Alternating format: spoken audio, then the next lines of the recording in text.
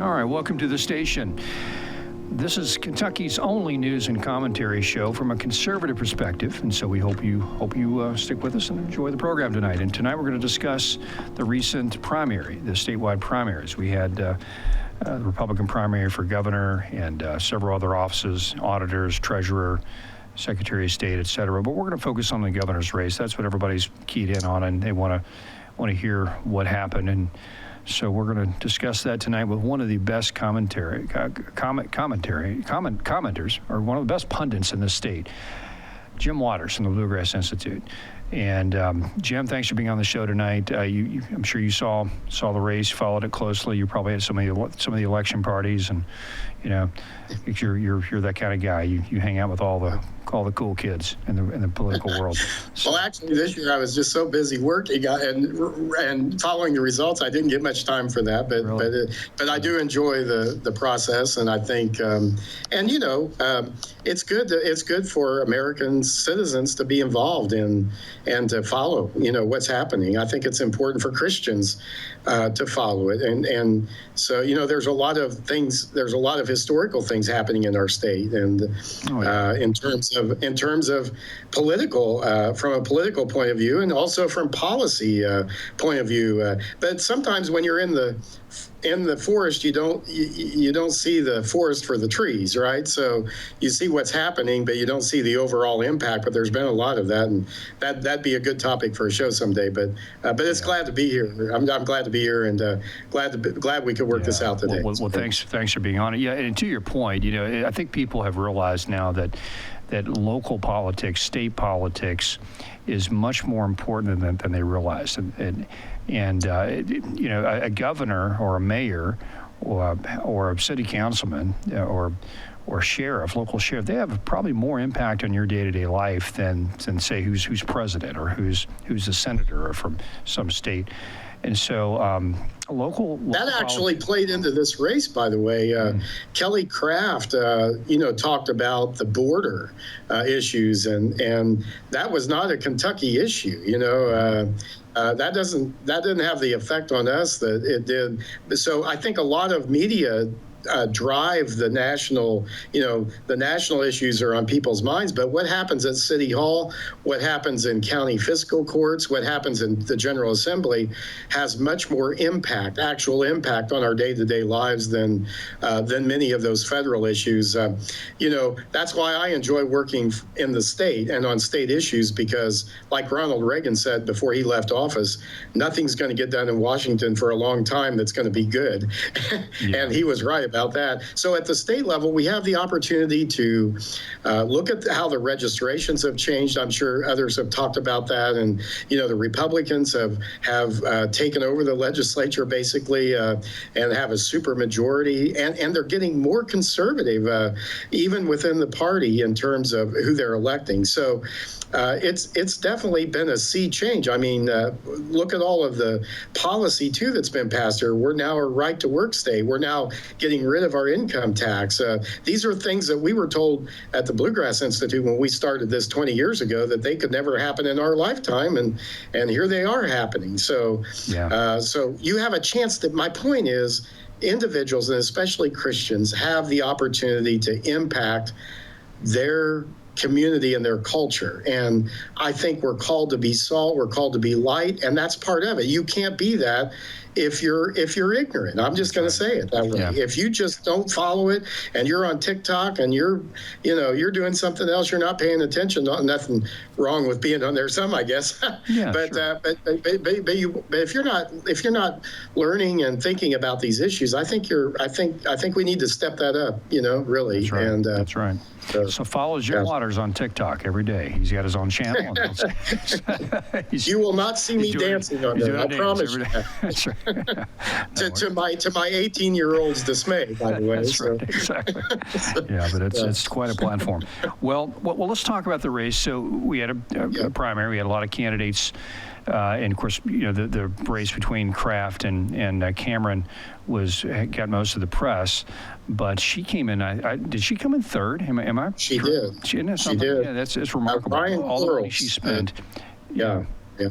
Ryan Quarles came in second, which I think is interesting. If I can pundit on that for a moment. Sure. And it goes to your point about how important local politics are and policy is to our lives. One of the things Commissioner Quarles did, which I think was just brilliant, was he got all of these local elected officials on board actually endorsing him before he even announced. The day he announced his campaign, he unveiled like 200 local elected officials and added more during his race. So that's been a missing element, and I think it'd be good for our Attorney General, to take note of that impact that had, having the local leaders on board. That's pretty important. So it'll be interesting to see who the Attorney General chooses as his running mate. I think he could do worse than Ryan Quarles. I really do, but we'll see. So. Yeah, we'll see what he does. Yeah. We had one of our other pundits come on, and he suggested that as well. He said Quarles would probably be a very strong possibility for a running mate, and then he had an interesting theory about if Cameron becomes governor, then and McConnell retires or announces early retirement, that the governor has the right to or has the role to appoint a senator, and so maybe Cameron appoints himself, and then Quarles becomes governor. Yeah. So it's a very interesting little scenario. Nice. Yeah. So whoever. And let me say this about Kraft, the race there. Yeah, sure. Kraft, that money could not buy this race. A candidate's money could not buy this race. Kelly Kraft put over $9 million, I think it was, into her race, and came in third. And I like what Stephen Voss said. He's a political science professor at the University of Kentucky. I don't always agree with him, but on this point, I think he had a great point. This was in the Career Journal this morning. He said the reason the winning candidate usually has the most money is the same reason why winning horses usually attract a lot of bets. The people tossing in their money have an incentive to get it right, and more often than not, they do. Now, I don't know if Cameron had the most money, but he had the most, I think, contributed to a candidate. Right, exactly right. So that's Kraft the used point. her own money. She used her own money, so it wasn't contributed by the public. Right. Well said. Well said. Yeah, and I think it was. And he went on to say that self-financed candidates break the pattern because that money does not chase likely success. If you want to see the true impact of money, self-financed candidates reveal the limits of what money alone can achieve. Yeah. Great. I think that's a great point. Yeah, that's exactly right. And so money, and I have a theory. I wonder if maybe Joe Kraft is maybe happy about this, because if she was in the general election fight, they'd be spending a lot more of his money probably. But anyhow, I don't know. I'm just having fun there. But I think that was well. Well, let's talk about something else that probably helped the. Cameron is he got Trump's endorsement early on, and of course Kelly Kraft was an ambassador under Trump and worked in the administration, but yet Cameron had the endorsement. So do you think that played a role, and what are your thoughts on that? Well, yeah, I think so, and especially in Kentucky. Now, it might not have been as impactful in some other states, but if you look, Kentucky and Indiana were the two states where Trump did the best in both of his presidential campaigns. So, I think the fact that Trump initially endorsed Cameron gave him momentum throughout the campaign, but then the fact that he came on at the end and did another endorsement to make it clear that he was behind Cameron. And, President Trump made a very focused and very on-point statement. He didn't ramble. He didn't go down rabbit. That's right. He didn't. And coming right before the election, I think Attorney General Daniel Cameron he did a great campaign. He had a great night.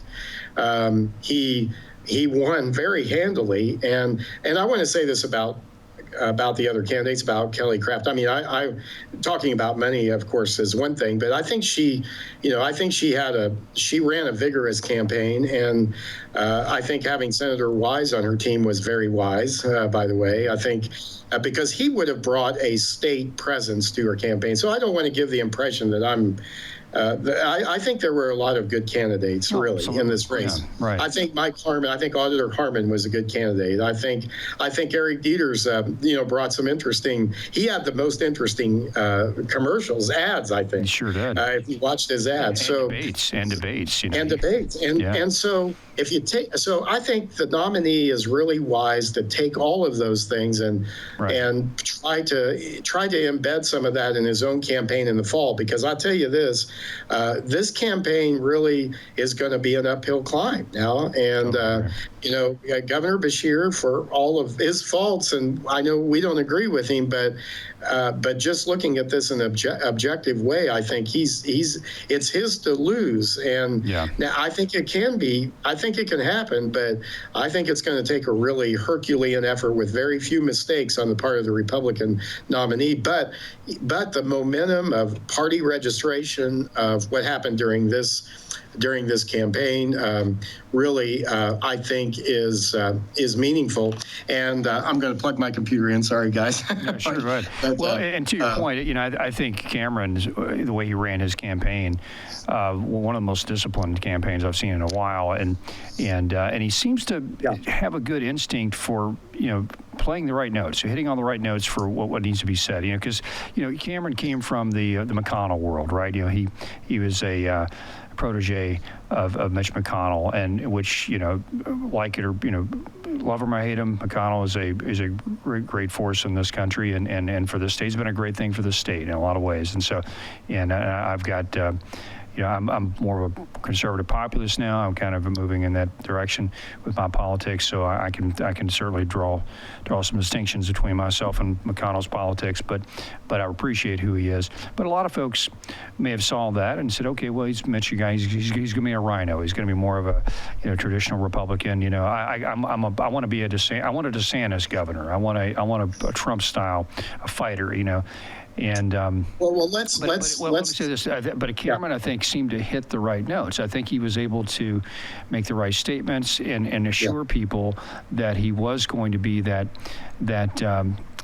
populist, that more of a conservative, or more of a just more of the Trumpian style of governor, and I at least convinced me of that, to the point where I voted for him. I had to vote for somebody. I voted for Cameron. So and I'm somebody that I really appreciated Dieter's fight, and I like Kelly Craft. Kelly Craft is instinctually, I line up with everything she said, but I want somebody that can win. I want somebody that actually beat Beshear, and I think you've got. That's what I was going to say. There we go. Yeah. You got to have an electable. We need an electable candidate, and I don't think any of those others. Maybe Quarles, maybe some. We're just up to the part of really beat Beshear, and plus his story. He's got a beautiful story. Who he is, and he's a Kentuckian. He's got this heritage that's so unique, and anyway, it's a great. So anyway, I stepped on your toes. And also, and I didn't mean to. Apologies for interrupting. No. There's a little bit of a delay here, so I thought maybe you were done. Please interrupt. But I was just going to just really second that and say. Absolutely about his story. And, it's one thing to have a story. It's another thing to be able to tell it. And Attorney General Daniel Cameron can tell his story with the best of them. And plus, wouldn't it be great to have a African-American Republican as our first governor, as our first black governor, to have a Republican as our first, and not that he's not making that a theme, but he did mention that, in his, after in declaring victory, he mentioned that this shows that this is about the content of your character, not the color of your skin, and so I thought that was really good. And that really, for Kentucky to get there and for it to be a Republican, a conservative, and the things you said about him are right. But at the end of the day, and Senator McConnell, is one of the most politically astute people that in the country. Yeah, I mean, he's American history, honestly. Yeah, he's in terms of political astuteness. So so what I see with Attorney General Cameron is he's his own guy. He has his own story, but he's really he's smart to say, hey, I want to learn from the best and I want to win. And that's what this has got to be about. At the end of the day, it's got to be about who can win. And I think that's what the primary is designed to do, I think, is determine, and I think Republicans went with him because he can win. So, I saw that, yeah. Mm-hmm. So, but, with this story, he's African-American, obviously, and we've had a lot of sensitive political issues develop over the past few years in Louisville and this state, and of course, the whole Breonna Taylor, case and how that was handled, and I think, Cameron had some impact on how those issues were adjudicated, and maybe favorably to some others, but maybe not so to others. So to talk about how the Breonna Taylor case might affect maybe Democrat voters or moderate voters who might be inclined to vote for him. Would that make an impact on how he treated that case? I think that remains to be seen. I think he'll probably win some votes and then lose some votes too because of it. But let me say this too. Let's not forget that Janine Hampton was our first black state elected leader as the lieutenant governor candidate. But as far as independent, what I meant was the first independently elected statewide officer would be a governor would be Attorney General Cameron. So, but yeah, I think that's something that the Beshear team will probably try to use in this campaign. Maybe not directly, but certainly they'll. The suggestions will be there, the inferences will be there about how he handled that. But I think, on the other hand, I think there's going to be some people who see him as being strongly supportive of law enforcement, of public safety, and saying, that's what the governor should be concerned about. And I think that will pick him up some votes. Now, whether that's among Democrats or not, Louisville's going to be an important part of this general election. And the road to the governorship usually leads through Louisville. But we've seen in recent elections where other parts of the state have played a bigger role, like Northern Kentucky, like here in Warren County, and other places. But Louisville is still going to be, I think, a key area, and we'll see. If it depends too on how much they remember. We have a lot of short-term memory loss when it comes to politics, and will people remember, for example, how Governor Beshear used his executive power during COVID? Will they remember how looters and criminals came into our city? Well, they remember the guys that came in with weapons, from out of town and tore up our city downtown. Well, they remember that, and so I think that's Cameron's job too. Part of that is to remind people, what happened. And I think he will. But he's such a, I have contacts with people outside the state, and I was getting all kinds of glowing comments about him this morning after this race was called, and all kinds of texts about how compelling of a candidate he was. So that's really a good sign too, that people outside of our state see him, Republicans see him as a good candidate. Totally agree. Seems very sincere and doing this for the right reasons. So, besides that issue, and what are some of the other issues? I mean, because this general election is going to be decided on some key issues, and there's cultural issues and that are going on around. There's economic issues. What are some of those that really Kentuckians are really concerned about and want to see the needle moved on any particular subject?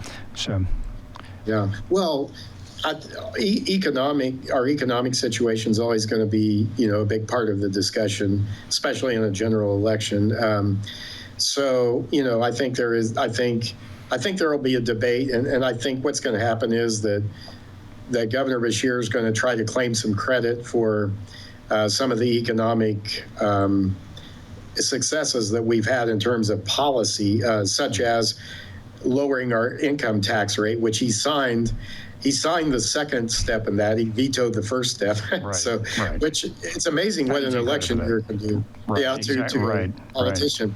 But I think also he'll try to claim credit for the growth in the economic announcements that we've had. But really, honestly, that has to be a shared victory with a lot of the policies that were put in place before he got into office. But you know, if he's good at this, like Bill Clinton was, who was not for welfare reform until he saw the tea leaves and until he saw the Congress was going to pass this, then he started taking credit for it. So so that's what a good politician does. But I think there will be cultural issues as well. But I think wrapped up in the cultural, and I think education is going to be that's going to have some more elements. It's going to have cultural elements.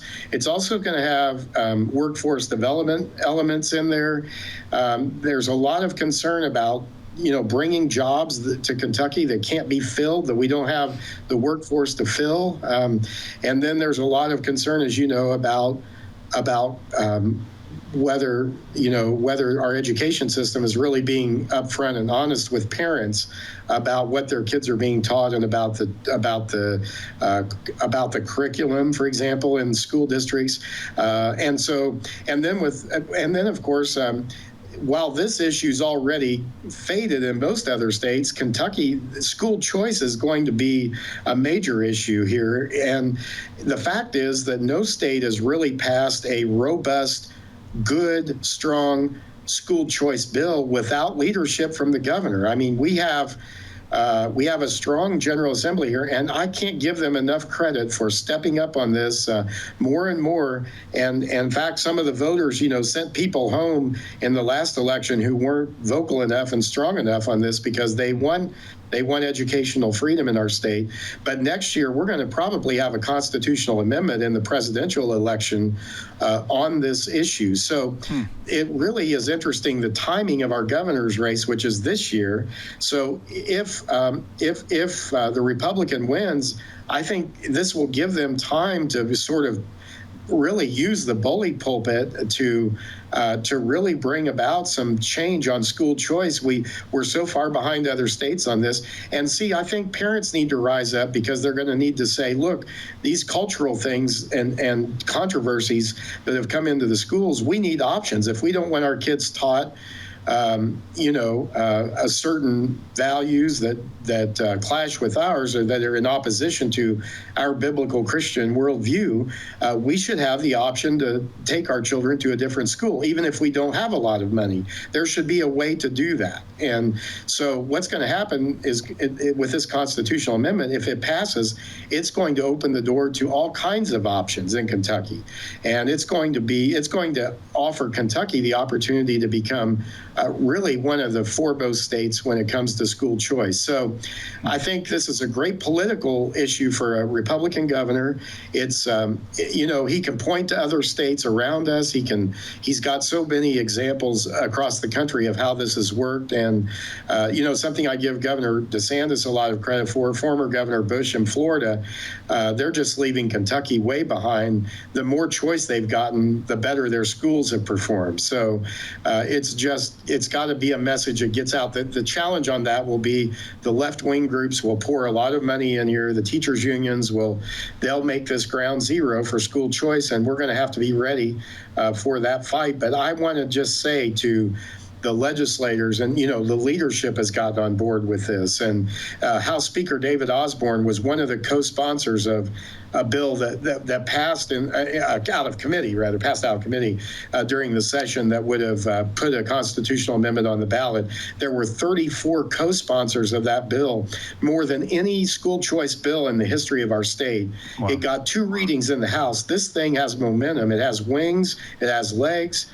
It's time to run and fly with this, and however, this governor's election can help. Yeah. However, I mean, it's hard to get a constitutional amendment passed when it's on the ballot traditionally, and so what you're saying, the key takeaway, what you just said there is if you have a Republican governor that can use the power of his office and the bully pulpit, so to speak, to really promote the need for a constitutional amendment to do school choice, then it has a strong chance. Is that right? I think so. And and that's based not just on something I pulled out of thin air, but that's based on what we've seen happen in other states. Even some Democratic governors in the past have been helpful with that. But having him out there, and this is how this would matter, is the left is going to try to. What they want to do is they want to muddy the message, okay? They want to muddy the waters when it comes to school choice, and they want to make it complicated. They want to make it seem like it's some radical idea. So messaging and education is going to be extremely important. We saw how the candidates for Jefferson County School Board, weren't able to get over that hump in that election, even though most of them were in favor of school choice. So I think we need to I think it's going to take a strong coalition of conservatives, of Christians who are saying, look, if we want to send our children to Evangel Christian school and we need a scholarship to do it, then by golly, no bureaucrat, no educrat, no politician should be able to deny us the opportunity to give our children a better education. That's exactly right. Wow. Well, it looks like it's on its way to happening. But we have to get behind it. We have to get behind it and support it. So the governor having a governor out there educating, talking about this, he'll get a lot of attention, and that's what we need. Exactly. Well said. Well said. Well, Jim, we're out of time. Thank you for being on the show tonight, and thank you for all that you do for the state. If you're not familiar with Jim Waters and his organization, the Bluegrass Institute, go to their website, follow his columns. Jim is one of the most tireless political commentator. Well, I guess what would your role be? Policy maker, policy writer, supporter. Out there. And that's BIPS.org, Tom. That's BIPPS. And the S is for solutions, because we don't just talk about problems. We offer free market solutions to Kentucky's greatest challenges. There we go. Yeah, so follow his work there, and it's great stuff. Well, Jim, thanks for the time tonight, and we'll keep an eye on this general election going forward. You're watching. It should be interesting. It should be. Washington Station, thanks for joining us.